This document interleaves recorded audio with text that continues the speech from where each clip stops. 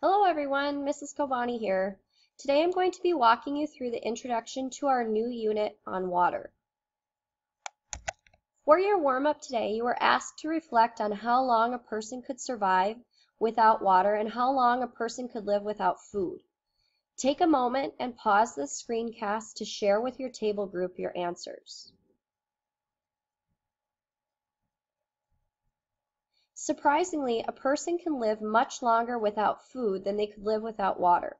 A person can survive nearly 3 weeks without food, but only a mere 3 days without water. What this highlights is how vital water is to our survival. Our bodies are made of roughly 60% water. Beyond drinking it, we use water in many ways. Pause the screencast again and brainstorm at least 5 ways that humans use water beyond drinking it.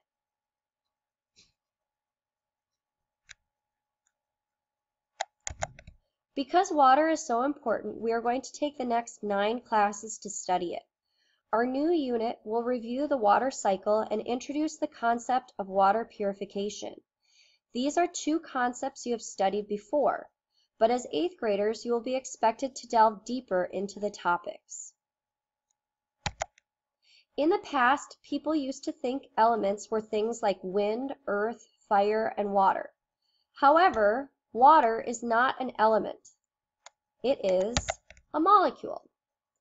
The main way we know that water is not an element is that it is not found on the periodic table of elements. None of these boxes say water. Water is a molecule because it is made of 2 elements. Pause this video and see if you can guess as a group which 2 elements make up water. Did you get it right? Hydrogen and oxygen are the 2 elements that make up water. That is why we sometimes call water H2O. H2O is the chemical formula for water. Here on the screen is a picture of a water molecule. A single drop of water will have hundreds of thousands of these molecules in it. You can see that water is made of 2 hydrogen atoms, the white parts of the molecule, and 1 oxygen atom, the red part of the molecule. Water molecules aren't really white or red. This is just how scientists depict it. Because water is not made of just one thing, it is a molecule, not an atom. Water is found everywhere on our planet. Our planet is occasionally referred to as the water planet because water can be readily found in all 3 states, solid, liquid, and gas. But how much of water is actually found on our planet? Surprisingly, 70% of our planet is covered in water and only 30% of it is land. That is a lot of water. There are 2 kinds of water found on our planet, salt water and fresh water. Pause my video and poll your group. What is there more of, salt water or fresh water?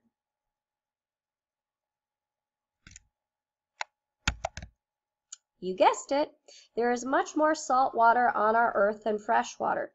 97% of the earth is covered in salt water and only 3% of it is fresh. Can you guess why?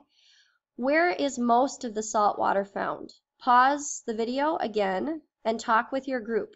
Where do you find salt water on planet Earth? Salt water is found in the oceans, and as I said before, it's unusable to us in its current state. You can't drink or shower with salt water. It's not workable that way. Have you ever tasted salt water too? It's pretty disgusting. But actually only 3% of the oceans is actually salt. The rest of it's just regular water and 3% of it makes up the saltiness of it. So only 3% of our water is fresh. But where is the fresh water? Take a moment and pause the video again to talk about this graph that you see on the screen. Talk about the percentages that you see and where you can actually find different types of water.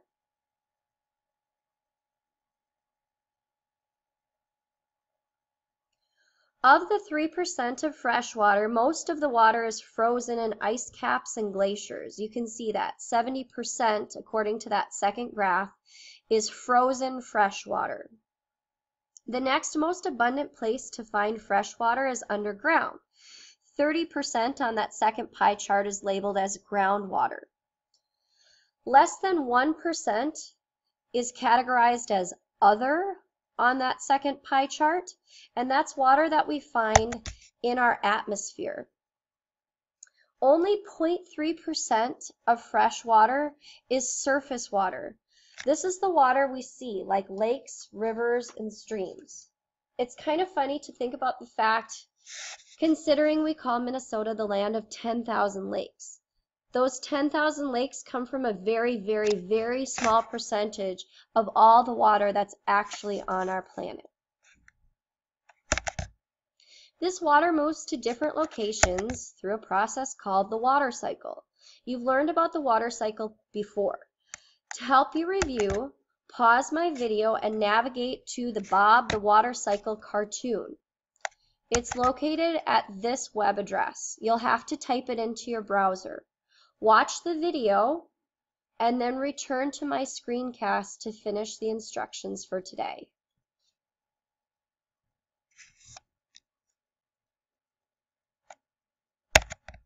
Water moves through the basic processes of evaporation, condensation, and precipitation in the water cycle. The driving force of the water cycle is the energy from the sun. The sun is ever important to our planet. Without it, water wouldn't be recycled in the water cycle. To start off this unit, we want to see the water cycle in action. To that end, we are going to build a device called a solar still. You can see a rudimentary picture of it on your screen. If you've read or watched the movie Life of Pi or The Martian, or seen any other survival shows like Man vs. Wild or watched Mythbusters, you may have heard about solar stills. Solar stills are like a mini water cycle. We're going to take water and run it through the water cycle, but on a much smaller scale. You'll be making 2 solar stills today. One will have salt water in it and one will have fresh water in it. The water will go into the larger cup shown in the picture. Then we'll set those cups under the lights in our classroom and allow the water to evaporate and recondense on the plastic wrap shown at the top. The water will then precipitate down into the small cup. Pause my screencast yet again and talk about the picture that you're seeing of the solar still. Do you see where the water will go? Do you see where it will condense and where it will precipitate? Talk about this picture as a group.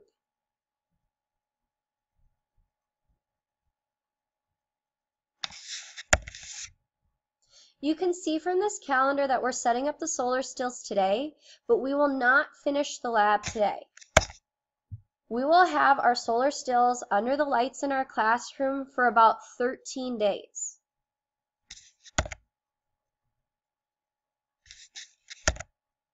You might be asking yourself, why can't we finish this lab today?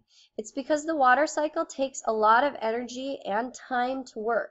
We need at least that much time to collect some precipitation in our solar stills. Today you are just setting up the stills. We won't collect the final data from the lab until 3 weeks from today. That's why you can see that your homework isn't the summary questions from this lab. You're just setting up the experiment. We won't finish it until much later. You're ready to get started. In a moment, you'll finish my video. You should read the background for this lab on page 4 as a group. After you've read the background, you'll complete the pre-lab and the hypothesis on pages 3 and 4. Again, you're working with your lab group.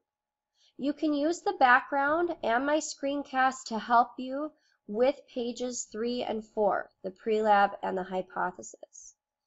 Then you'll check in with your substitute and start the lab together.